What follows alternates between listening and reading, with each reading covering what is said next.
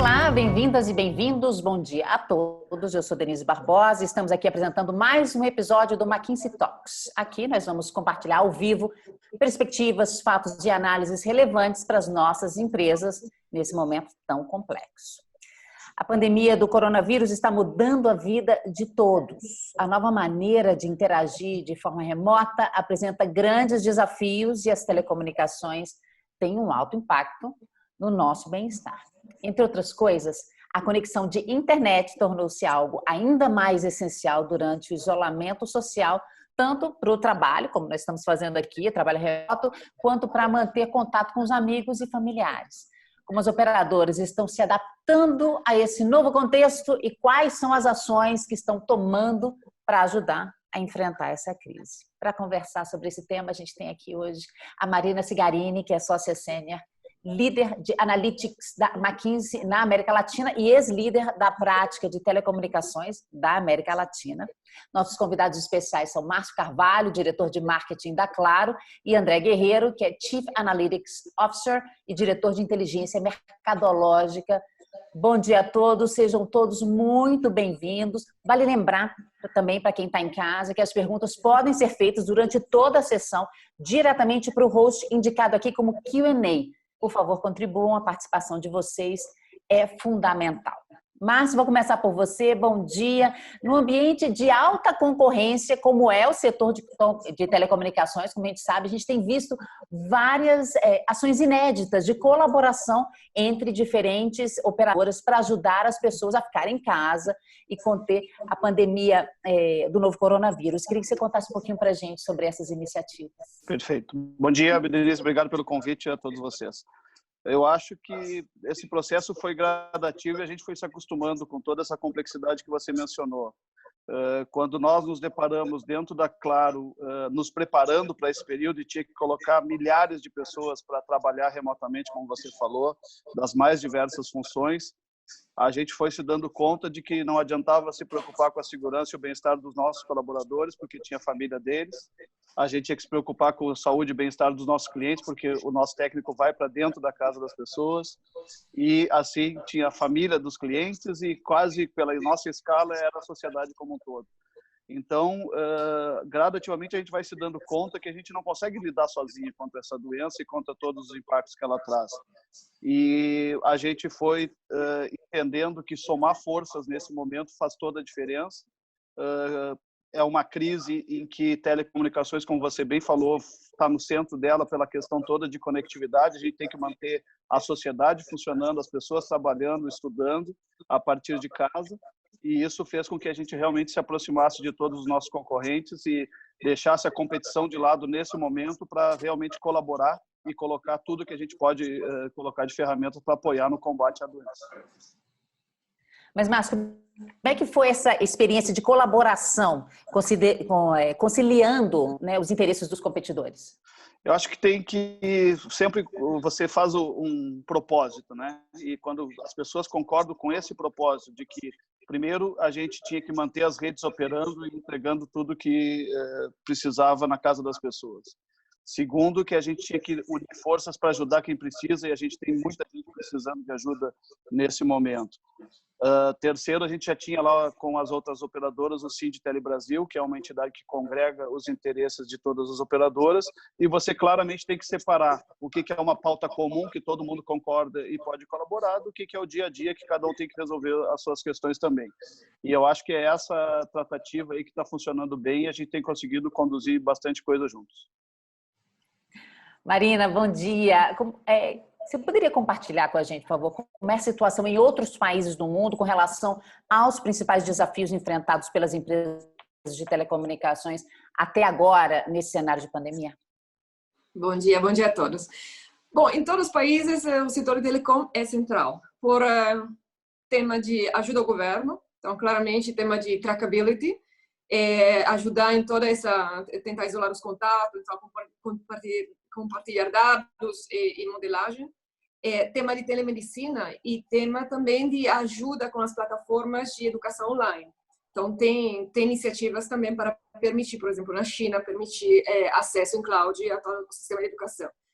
Depois tem o tema de conectividade, que foi mencionado, claramente está sendo o backbone da nossa vida social e, sobretudo, de trabalho. Então, as empresas passaram no remoto, as operadoras estão tendo picos de demandas e padrões de demanda que nunca tinham visto no passado. Então, estão sendo que se adaptar, fazer de tudo para garantir isso. Ao mesmo tempo, o entretenimento está aumentando. As pessoas, obviamente, estão consumindo mais na casa deles. Então, como que permitir que isso funcione, dada a tecnologia? Então, estão trabalhando também com, diria, todos os players da cadeia. A gente tem visto os OTTs, os Netflix, ajudando, baixando a qualidade, por exemplo, da entrega deles, para permitir que o sistema coletivamente possa funcionar. E, ao mesmo tempo, as operadoras estão lidando com os próprios desafios operacionais, porque são empresas grandes que de um dia para outro tiveram que colocar em remoto milhares de pessoas. Uma operadora lá fora colocou 10.000 agentes de call center em 5 dias trabalhando em casa.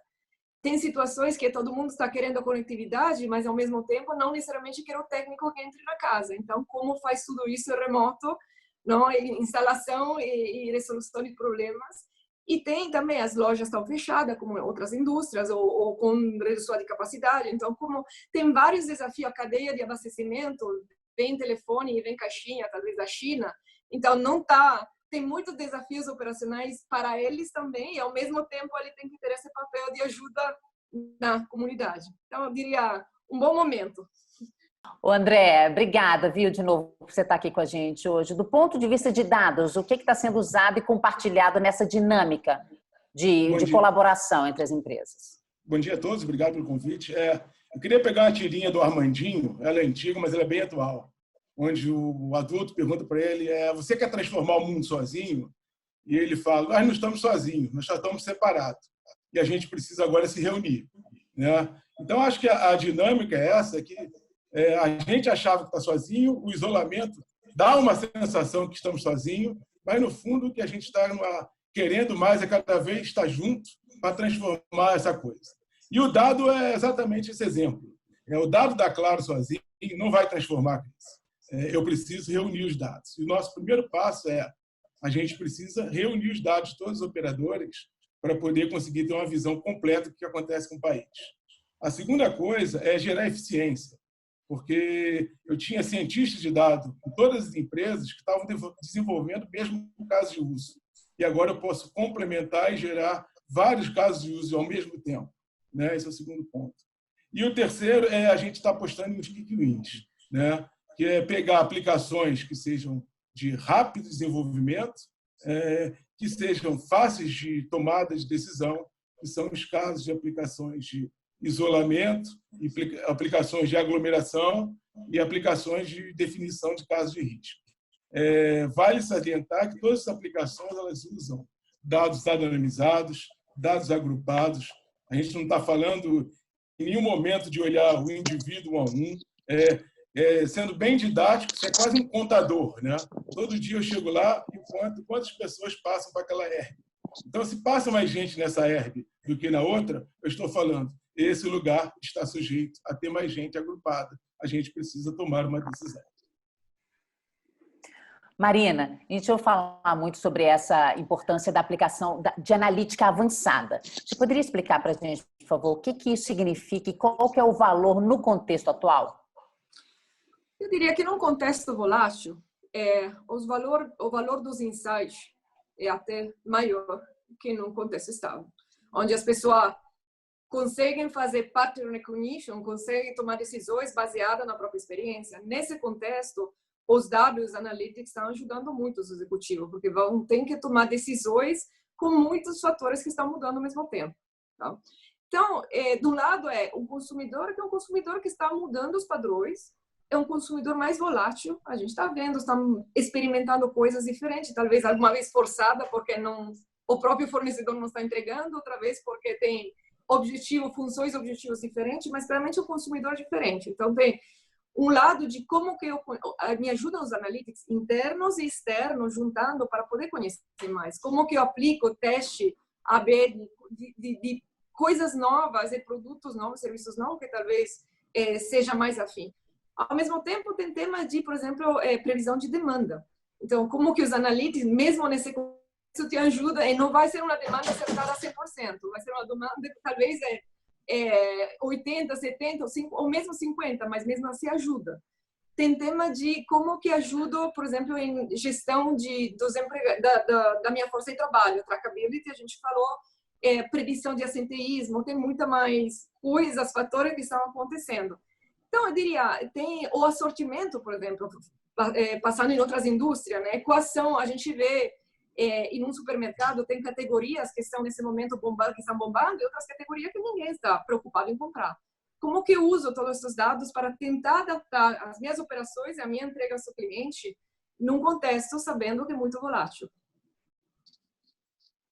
André, falando especificamente da Claro, qual que é o papel de dados e analytics na reação da empresa à crise? A gente dividiu isso aqui em 3 fases. A primeira fase, que a gente chama emergencial, que era como a gente ajuda a conter a crise, que é você, de fato, um trabalho colaborativo com as outras indústrias e de apoio a governos e entidades públicas a ajudar a resolver o problema pontual, né? Isso teve um trabalho bastante grande, que foi juntar uma equipe grande de cientistas de dados para desenvolver essas aplicações. Acho que tem a segunda fase que a gente está vivendo agora, que é a mudança do comportamento do consumidor. Isso tem dado sinais bastante claros de outros tipos de comportamento, como já falamos aí do consumo de rede aumentando drasticamente, novas distribuições geográficas das pessoas se movimentando por locais diferentes. A gente precisa entender como essa coisa está acontecendo. A gente tem um fator grande, que é o aumento do consumo de TV por assinatura, que cresceu radicalmente com as pessoas dentro da casa, né? Como é que a gente entende esse novo comportamento? Tem coisas do tipo recarga de pré-pago, que as pessoas fora de casa, as pessoas estão acostumadas a irem nos seus pontos de recarga, a recarregar, e hoje ela não está nem na rua para recarregar. Como é que a gente muda esse novo comportamento? Então, acho que a segunda fase é resolver as coisas muito pontuais que a gente precisa resolver. E o terceiro, que eu acho que o dado vai ser ainda mais fundamental, é como, entendido todo esse novo comportamento, a gente cria uma empresa nova. Como é que a gente ajuda o dado a criar uma empresa nova para atender esse mundo novo que todo mundo está falando que vai acontecer daqui para frente. Não, é uma experiência transformadora para todo mundo. André, mas como é que vocês precisaram se adaptar e reorganizar a área de dados nesse contexto? O que mudou na prática? O que mudou na prática, eu acho que foi uma parte legal, que é a coisa que falo muito, que é do propósito. Quando a gente entrou com essa coisa do vamos salvar a vida, vamos ajudar, foi impressionante a mobilização dos cientistas de dados a virarem dia e noite, virar sábado e domingo, para tentar achar solução e desenvolver essas aplicações no dia a dia, né, cara? Então, isso, de fato, é um negócio que a gente vai vendo, e o comportamento das pessoas está mudando radicalmente no sentido de querer colaborar com as coisas. Então, e a partir de agora, a gente está vendo as pessoas se dobrando, trabalhando 2 vezes mais do que trabalhavam antes. É simplesmente isso. Porque de dia eu tenho que resolver a causa e à noite eu tenho que resolver o problema da empresa. Então, se eu for ser bem sincero, não tem um modelo de organização, que modelo de organização específico. É suor, né, cara? É suor, dedicação e ciência. Acho que a gente está combinando essas 2 coisas e tocando a bola para frente. Tem uma brincadeira, né, que a gente viu uma brincadeira circulando na internet, que tinha acelerado a transformação digital da sua empresa, e a alternativa era o Covid-19, né? E eu acho que o que nós estamos vivendo é realmente uma implantação de agile, a forma agile de trabalhar em escala. Então, tudo que o André falou aqui, e a Marina, né? Propósito para mover e engajar as pessoas, um ambiente extremamente volátil, que você tem que estar atento a tudo que está acontecendo lá fora, e qualquer sinal que indique comportamento e percepção do consumidor ajuda a tomar decisão. Você tem que conectar toda a empresa junto, porque os ciclos de planejamento, de cadeia de suprimento, de demanda, etc., com alto grau de incerteza, ficam extremamente complexos, e a gente tem que estar comunicando todo o tempo. E eu acho que isso tudo tem ajudado a realmente uma empresa do tamanho da Claro ter a agilidade de uma startup, porque todas as áreas têm que estar conectadas, falando, para que a gente consiga ir reagindo a todos os movimentos que estão acontecendo, que são muito dramáticos, muito fortes e muito rápidos. Agora, Márcio, voltando à questão da oferta do cliente, quais foram as principais ações tomadas para ajudar os clientes para se manterem, ajudar a se manterem conectados? Sim. Acho que separando também em fases, a gente viveu uma primeira fase quando tudo começou, que a nossa grande preocupação era conectar as pessoas com fontes confiáveis de informação, conscientizá-las do que estava acontecendo e da necessidade do isolamento social, que até o momento é o remédio que a gente tem contra essa crise e contra os impactos que ela traz. E, para isso, a gente trabalhou para disponibilizar os canais de notícia, tanto na TV por assinatura como até por streaming, de forma universal e gratuita. Também colocamos as nossas propriedades de acesso por rede móvel bonificada, acesso por rede Wi-Fi bonificado, condicionado às pessoas assistirem vídeos do Ministério da Saúde e do SUS. Então, a ideia era sempre jogar informação oficial e conscientizar as pessoas de que elas precisavam ir para casa. A segunda fase é, uma vez as pessoas estando lá em casa, como é que a gente faz elas ficarem melhor? E aí entrou toda uma negociação com os canais de TV por assinatura para a gente maximizar as opções de entretenimento. A gente também potencializou todas as conexões residenciais e móveis para que as pessoas tivessem a conectividade. Estamos lidando permanentemente com esse problema da demanda crescente nas redes. Para vocês terem uma ideia, o momento imediatamente posterior ao início da crise, quando todo mundo foi para casa, o crescimento de tráfego equivale em uma semana ao que a gente tinha verificado em um ano. Então, é dramático o crescimento e a situação não está estabilizada e a gente só não está sofrendo mais os impactos disso tudo porque tem muita gente de rede, de fornecedores, etc., trabalhando para ampliar a capacidade nas redes aí permanentemente.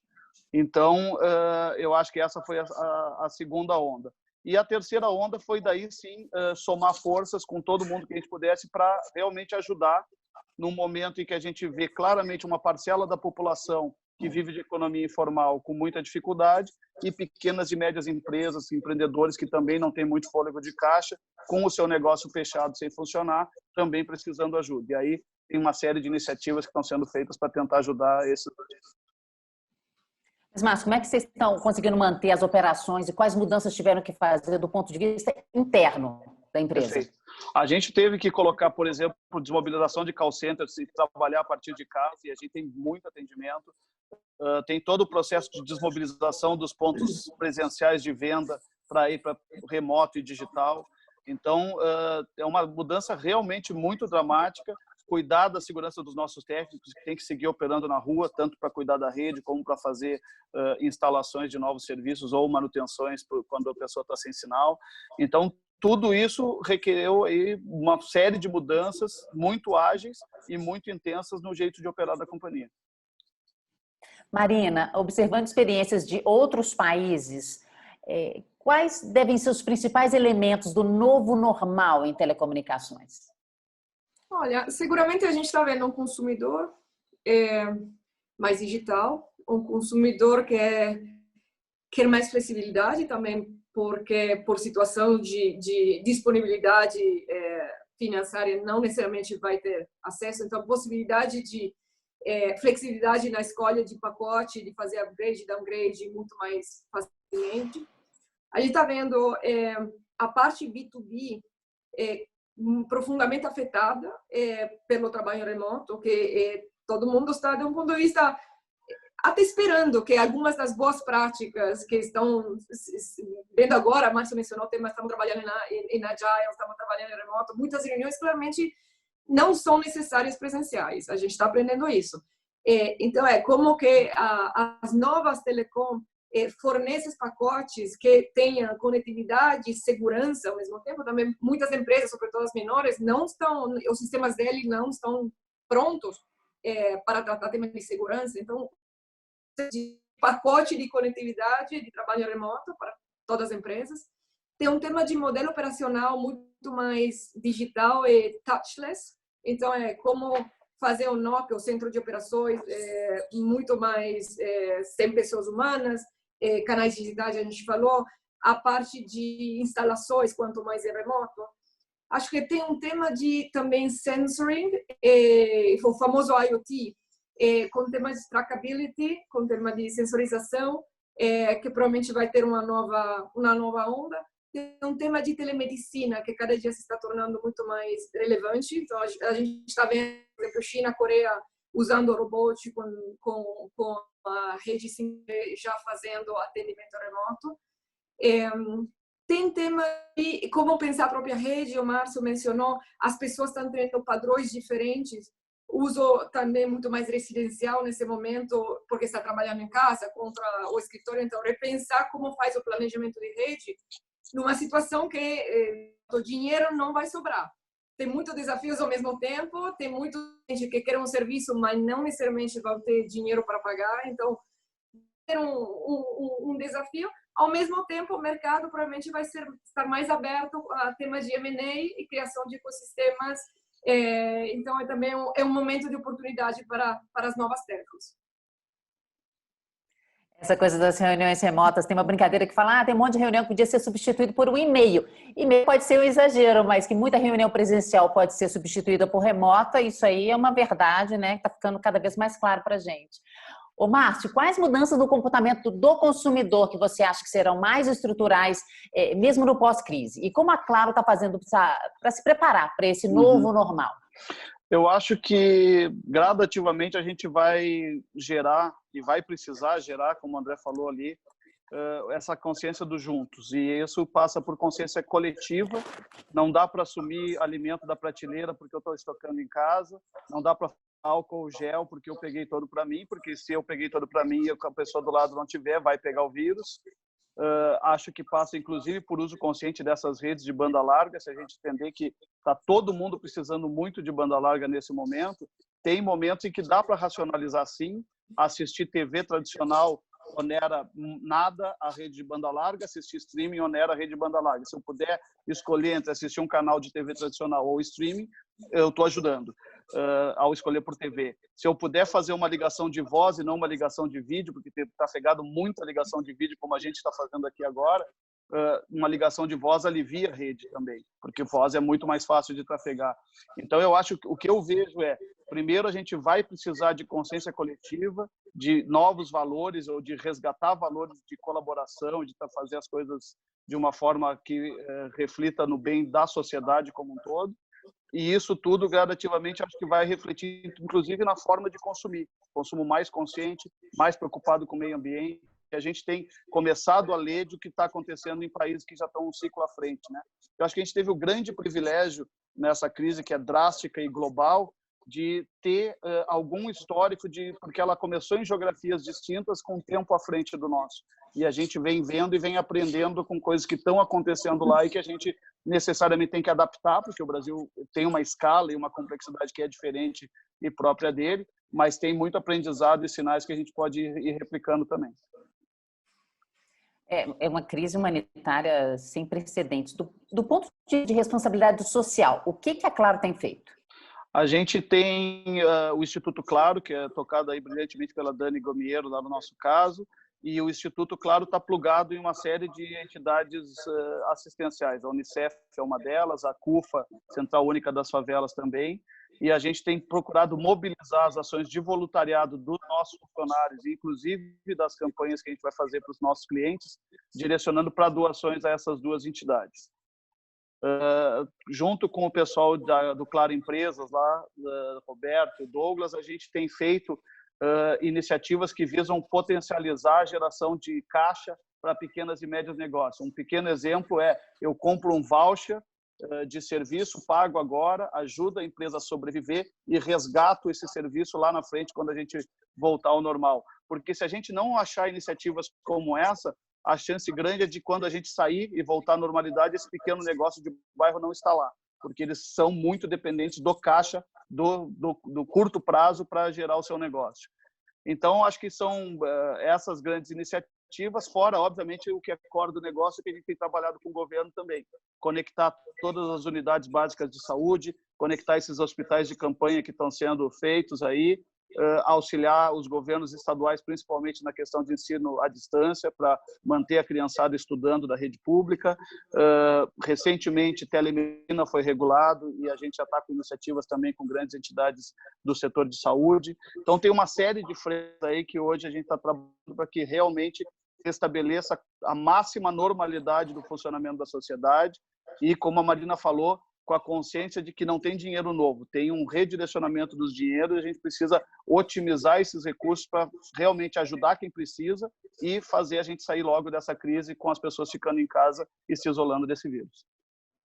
Sim. A gente tem agora umas perguntas aqui da audiência, uma pergunta para o André. Existe alguma iniciativa por parte das operadoras para apoio ao governo no compartilhamento de localização dos usuários para monitoramento de pessoas infectadas, semelhante ao que a China fez com o WeChat?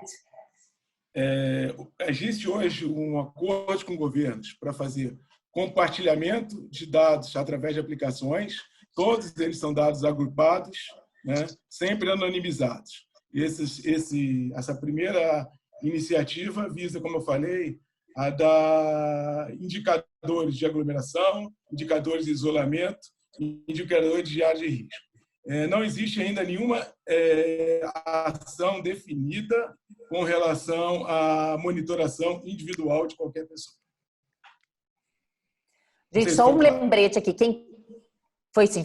Quem quiser mandar perguntas, tem que mandar para o perfil Q&A, tá? Não é mandar diretamente para mim, não. Manda lá que depois eles enviam aqui para mim, tá bom? Tem uma pergunta para você, Márcio. Acreditam que o que está acontecendo possa acelerar ou antecipar a implantação de IoT e 5G no Brasil? Se faz necessário frente a um novo perfil de consumo e comportamento?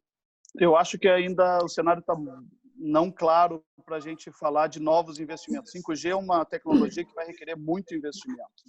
E aí eu acho que nós temos que ver como é que vai ficar a saúde financeira dos negócios e das operadoras, porque, como o André falou, a gente está sendo muito impactado, tanto no negócio pré-pago pelas recargas, como pelas todos os nossos canais presenciais e lojas fechadas. Você imagina que você tem milhares de lojas fechadas e todos os custos associados a elas ainda na operação. Você tem a questão toda de arrecadação, porque a gente está prestando serviço, sim, os serviços estão sendo extremamente utilizados, mas a gente sabe que tem também uma questão de fluxo de renda dessa economia informal, das pequenas e médias empresas, que pode gerar uma geração em cadeia que é ruim para o país como um todo. E como a gente é uma empresa de muita escala, conectado com milhões de clientes, a cadeia de valor toda vai sofrendo se a gente sofrer. Então, tudo isso a gente está muito preocupado e a gente ainda não tem clareza dos impactos reais dessa crise toda. E é isso que vai definir a questão de investimento em novas tecnologias e a evolução. Obviamente, a gente quer fazer tudo isso com a máxima velocidade possível, vai ajudar muito, né? Uma das coisas que tem ajudado em países mais desenvolvidos é a quantidade de sensores que você tem na rua, inclusive para monitorar essa mobilidade que o André estava falando. Então, você tem câmeras, você tem uma série de dispositivos que aqui no Brasil a gente ainda não tem. Tem muito espaço, sim, para o país evoluir em infraestrutura, em tecnologia, em serviços avançados, mas a gente primeiro vai ter que resolver a equação básica, que é manter a nossa população bem alimentada, com segurança, todas as questões básicas da sociedade, com o adicional de que agora está todo mundo em casa, remoto e precisando de conectividade. Tem outra pergunta aqui para você, Márcio. O que foi aplicado de diferente ou inovador na parte de Customer Service / atendimento ao cliente? A gente teve várias iniciativas que foram muito aceleradas. Uma delas é atendimento por WhatsApp. Hoje, praticamente todos os serviços e atendimentos que a gente precisa fazer ao cliente, tanto no mundo residencial como no mundo móvel, a gente está conseguindo fazer através de um aplicativo de WhatsApp. A gente tem uma aplicação chamada Dial My App, em que você, quando liga para a central de atendimento, como a central de atendimento estava muito impactada no processo de transição das pessoas saírem do seu local de trabalho, que são os call centers, para casa, isso é um movimento, não acontecia da noite para o dia. A gente tem o Dial My App, quando você liga para a URA da central de atendimento, ali pela URA ela direciona você para ter o atendimento pelo aplicativo. E isso tem ajudado a acelerar radicalmente também as pessoas a usarem, baixarem e utilizarem-se dos aplicativos digitais de autoatendimento. E fora isso, toda a parte de vendas por e-commerce e atendimento remoto por plataformas digitais, recarga digital, pagamento digital, envio de fatura por meios digitais, tudo isso tem acelerado muito e foi bastante necessário para esse momento. Marina, para as empresas que estão começando a aplicar Analytics, nesse contexto, quais são os seus principais conselhos? Eu diria, esse é o momento de ter as orelhinhas e os olhos bem sintonizados para entender o novo consumidor. Então, claramente, tem um trabalho de juntar insight interno e muitos externos, porque, de volta, o histórico não necessariamente é o preditor do futuro. Então, todos os sinais que a gente consegue com surveys, com social media, com tudo que está acontecendo para tentar entender o novo consumidor. Isso, para mim, seria o ponto de partida. É um momento de pensar nas capacidades, os skills. O André, nesse sentido, teve sorte, porque a Claro começou há alguns anos atrás a juntar esse time. Então, ele estava preparado para poder ajudar a empresa e ajudar a comunidade. Coisas que se tiver que fazer em tempo real, obviamente, não dá, né? Então, como pensar também em quais são os perfis que a empresa quer integrar, e começar a pensar em um roadmap de casos de uso, então, onde você vai aplicar Analytics, que tenha um uso de curto prazo. Então, tem tema, claramente, de previsão de demanda, tem tema de assortimento para as outras indústrias, tem tema de que tipo de produto irei oferecer aos meus consumidores, então, o famoso Next Prior to Buy, que tem que ser refreshed. E tem um tema muito atual, que são os modelos de crédito e cobranças. Vista a situação, é um ponto que vai ser um ponto crítico para muitas das empresas. Agora, Márcia, você acha que esse novo modelo de colaboração das telecoms pode se transformar num novo normal depois que a crise passar, ou quando passar vai voltar a ser aquela concorrência? Eu acho que tem várias iniciativas aí que fazem todo sentido a gente trabalhar junto. É como o André falou, se a gente tentasse endereçar o problema do Covid-19 sozinho, cada operadora, cada uma tinha um pedaço da solução. Quando a gente junta e consegue ver a visão do todo, é completamente diferente a agilidade, o diagnóstico e transformar esse diagnóstico em ações. Então, eu acho que esse é só um exemplo de muita coisa bacana que é possível fazer e ter uma agenda comum, sem, obviamente, deixar de lado a competição do dia a dia, do negócio tradicional que vai seguir aí. A gente tem um mercado de telecomunicações extremamente competitivo, mas está vendo que também tem espaço, sim, para uma agenda setorial e integrada com todas as empresas. Bacana. André, tem uma pergunta aqui para você. Existe alguma iniciativa para mapear potencial de inadimplência no médio e longo prazo? Como os dados podem ajudar nisso? Esse é um assunto que a gente já tem evoluído bastante com relação à inadimplência.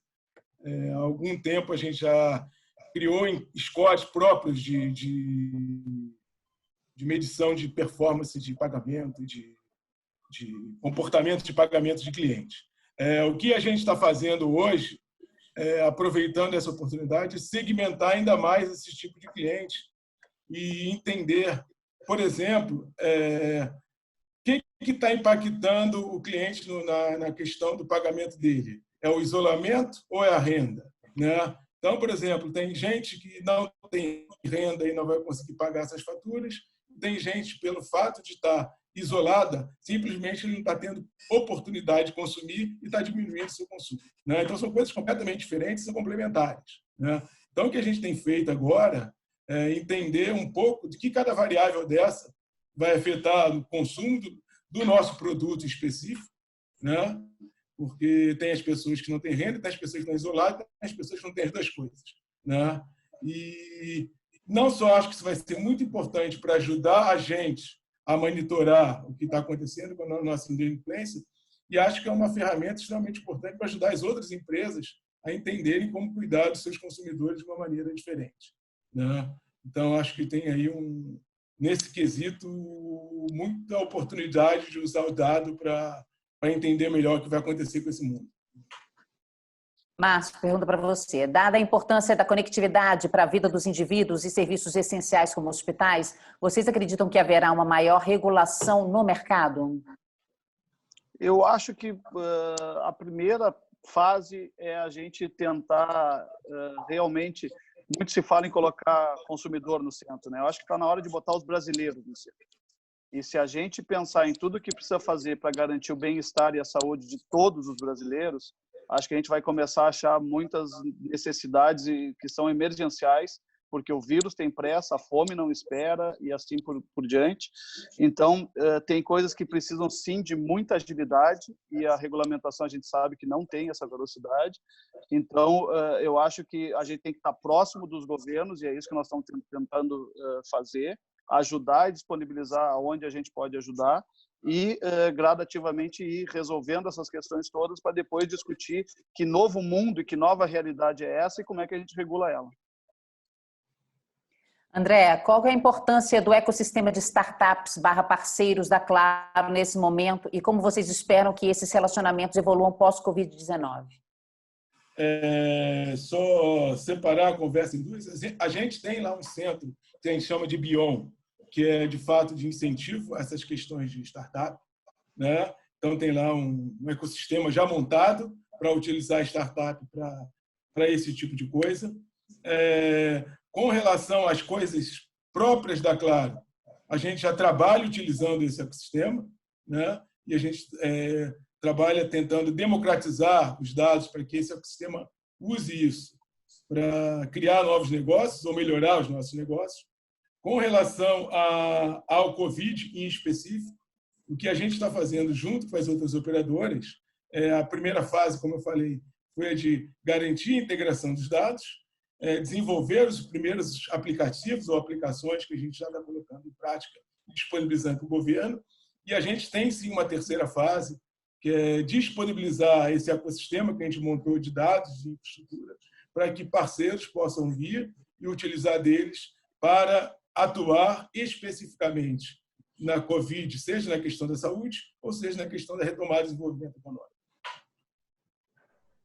E quais medidas foram tomadas em termos de cybersecurity? Olha, essa é uma grande preocupação, né? Porque à medida que tudo passa a ser digital, a gente não pode achar que só as coisas boas e essenciais da sociedade vão ser digitais. O crime também vai ser digital. E eu acho que é uma outra frente, sim, que a gente tem que se preocupar muito, no caso das operadoras, tanto para manter a disponibilidade dos serviços, que são essenciais, como para garantir o pleno funcionamento da sociedade como um todo. A gente tem visto coisas absurdas acontecendo, essas lives que são transmitidas de música direcionadas para doações de entidades sérias. Daqui um pouco alguém copia o canal, coloca tudo como se fosse a live de verdade, com um QR Code que desvia o dinheiro. O WhatsApp é uma fonte inesgotável de fraudes. Pelo que eu entendi, esse auxílio emergencial do governo, do Bolsa Corona, antes de ele começar a ser pago oficialmente, milhões de pessoas já tinham sido fraudadas. Então, é uma preocupação muito grande que a gente tem que endereçar também como sociedade, porque eles jogam em cima da desinformação e tentando emular iniciativas que são muito nobres, como, por exemplo, doações para entidades como o Unicef ou Central Única das Favelas para chegar alimento em quem precisa. Então, essa frente de segurança ela é realmente muito séria e muito importante. Marina, uma pergunta para você. Voltando ao ponto que você mencionou sobre telefones e caixinhas que vêm da China, quais são os desafios no que se refere a suprimentos, dada a dificuldade na cadeia de abastecimento global? Bom, com a China retomando, esperamos todos, obviamente, que isso fosse um momento no tempo que não vai ser, não vai afetar os próximos meses. Mas, claramente, no momento que a China está parada, a gente sabe, a maior parte do equipamento vem de lá, os fornecedores são de lá. Não só de caixinha e handset, também tem muitos fornecedores de rede, equipamento de rede que vem de lá. Então, claramente, do lado você tem o consumidor que está querendo mais e mais banda, não é? E alguma vez você tem que trocar a caixa, porque o equipamento que está na casa não necessariamente aguenta a demanda. E do outro lado, obviamente, tem estar alentando o ritmo que essas caixas são entregues, que já é um desafio para as operadoras, porque eles pedem milhares, milhões, em muitos casos, no caso dos operadores do Brasil, são milhões de caixas cada ano. Então, já tem um ritmo de abastecimento bem importante. Então, nesse caso, com demanda que cresce e com disrupção da cadeia, momento difícil. Agora, de volta, esperamos, visto que a China está mais ou menos voltando, né? Não é completa normalidade, mas está num momento de gestão de crise diferente dos outros países, esperamos que tudo isso seja mais suavizado. Tem outra pergunta para você aqui, Marina. Como os sistemas de geolocalização podem ser usados para a criação de novos produtos? Olha, esse é um âmbito bem interessante, porque claramente cada indústria tem os seus próprios casos de usos. Então, de um ponto de vista, a gente vê, está falando de retail, o fato de saber que eu estou passando perto de uma loja, ou estou entrando na loja de um competidor, uma empresa pode puxar o cliente, fazer uma oferta. Não? Então, claramente, tem coisa muito... E na parte B2B, obviamente, tem toda a parte de sensorização e entendimento de como está se movimentando a mercadoria, a indústria. Então, não falta possibilidade de negócio, claramente. O que falta no Brasil, em alguns casos, e algumas empresas são mais avançadas que outras, colocar de pé a tecnologia e os processos para capturar o valor desses casos de negócios. Perfeito. Eu posso adicionar, Marina, uma iniciativa que a gente está tentando fazer com as pequenas e médias empresas, onde você está na sua casa e você nos permite usar a sua geolocalização, você faz um opt-in naquela aplicação e porque você compartilhou a sua localização, a gente vai fazer o que a gente está chamando de push do bem, que é mandar uma recomendação para você de um pequeno negócio do seu bairro que você pode usar no seu dia a dia. Então, de novo, naquela ideia de tentar ajudar pequenas e médias empresas de bairro a resistirem a essa pandemia, a conscientizar as pessoas de comprar da farmácia que está perto da casa dele, do mercadinho que está perto da casa dele, pedir a teleentrega do restaurante, do pequeno restaurante que ele costumava fazer, porque se não ajudar esse tipo de gente, ali na saída eles podem não conseguir instalar de novo. Ah, que interessante. André, tem uma pergunta aqui para você. Como a Lei Geral de Proteção de Dados continuará sendo implantada nesse cenário na Claro? Nós temos um projeto específico com relação à Lei Geral de Proteção de Dados. Há algum tempo, aí, cerca de 1 ano, a gente já tem trabalhado forte, né? Tem uma equipe grande dedicada a atender isso. Acho que... Particularmente, acho que a lei está sendo um pouco adiada, as notícias que a gente tem, mas acho que nada muda, tá? Eu acho que a gente continua no mesmo ritmo, a gente tem que fazer a lei ser aplicada, e independente da lei, né, a gente tem que ter os cuidados que a gente precisa ter com o consumidor para não ter invasão de privacidade. É muito importante a gente cuidar do dado nesse cenário aí, não só porque envolve segurança, nem só como envolve a individualidade das pessoas. E um dos cuidados que a gente tem é esse, né? A gente não pode deixar que um bem precioso, que é o dado, seja contaminado por coisas ruins, destrua um negócio que seja extremamente potencial para a gente. Então, e talvez a nossa única ferramenta de inteligência para lutar contra um vírus que é invisível e se reproduz muito rápido, né? Eu acho que tem uma questão também das pessoas se conscientizarem que a gente usa no nosso dia a dia aplicativos que vivem de localização.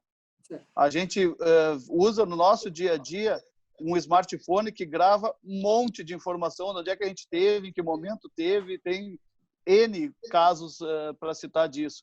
Então, e essas sim são informações individualizadas que estão ali no seu smartphone. O que nós estamos falando aqui é de informações agrupadas de sinalização de rede, onde o smartphone fala com a torre e, por conta disso, a gente consegue fazer um diagnóstico se as pessoas estão se mexendo e se, eventualmente, tem algum agrupamento que pode estar suscitando ou aumentando o risco de transmissão desse vírus. Eu acho esse ponto muito importante, Márcio, no sentido, no momento que tem uma autorização a usar mais dados individuais, as coisas que podem ser feitas, sobretudo na ajuda do vírus, são muitas. O problema é que hoje no Brasil isso não é permitido. Na China, sim, por exemplo, e em outras geografias, sim. Então, não é falta de vontade, tem algumas limitações hoje. E para tudo, né, Marina? Inclusive para as questões de personalização, de customização da experiência, que muito se fala na entrega de serviços digitais, você só consegue fazer isso a partir do momento que o consumidor topa o risco e a necessidade de compartilhar com você alguns dados que ajudam os motores e os mecanismos a sugerir coisas aderentes ao contexto e aos gostos e hábitos daquele cliente. Então, eu acho que essa discussão ela é super pertinente, nós temos muito para evoluir nela, e acho que o que ajuda nesse processo todo é que realmente a gente estava se preparando para uma implantação da Lei Geral de Proteção de Dados e Privacidade, que é uma lei extremamente rigorosa, né? E o fato de que a gente já caminhou bastante, a gente já está com muita maturidade para fazer essa discussão. Olha, isso aí, super obrigada a vocês, Marina, André e Márcio, por nos trazerem perspectivas sobre a colaboração e uso de dados na indústria de telecomunicações. Queria muito agradecer a você também de casa, que ficou com a gente nos últimos 45 minutos. Amanhã, no nosso próximo episódio, vamos falar sobre o papel das fintechs durante e depois da crise, com o presidente da Neon Pagamentos, Jean Sigrist, e Rogério Mascarenhas, que é sócio sênior da McKinsey no Brasil. Para você conhecer a agenda completa do McKinsey Talks, vá em www.mckinseytalks.com. Lá vocês podem assistir os episódios anteriores e amanhã, esse de hoje, vai estar lá. Vocês também encontram o acesso para as versões em áudio disponíveis no Spotify. Então, obrigada a vocês que participaram da discussão hoje, obrigada a vocês de casa e até amanhã.